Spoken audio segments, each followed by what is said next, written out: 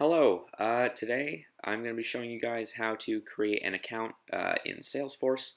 I'm just going to jump right into it so that we don't waste a lot of time. So you're going to start by going and clicking the Accounts tab on the top of the home screen. That's going to bring you to a page. It won't probably be empty, but it is right now because we have not put anything into it yet. You're going to start by going and clicking the New button on the top right of this page, and it brings this up. For all purposes of this video and other videos, I'll be using random phone numbers. Our first account is going to be, we're going to call it the Scranton branch as just a placeholder, not put anything specific or anything real, just so that nothing gets put in because the system does find things.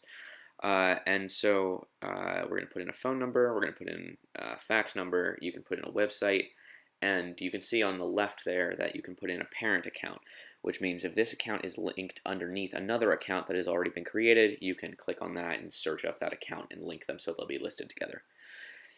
For additional information, there's the type of client, which I'm going to put customer for now. You can put anything else that you can see under there. And I'm going to put their industry as education, which you can also put there. You can put employees, annual revenue, and a description for any additional contacts on this account, or any additional information about this account, rather. You put in the billing information and the shipping address through here, just in case, just if you need that, and any other information, and then you save it.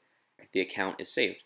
So, it is very important that you don't have duplicate accounts so that you don't save contacts and information to two separate things and have to compile them together later. So to do this, you go to the search bar and you search for the account that you're attempting to find. You can just type in, it works like Google, you just type in, you can start typing it, it'll auto-recommend something for you. The fewer keywords you use, the better, because if you type in a full name, it may not return. If someone entered it differently, it may not return the account.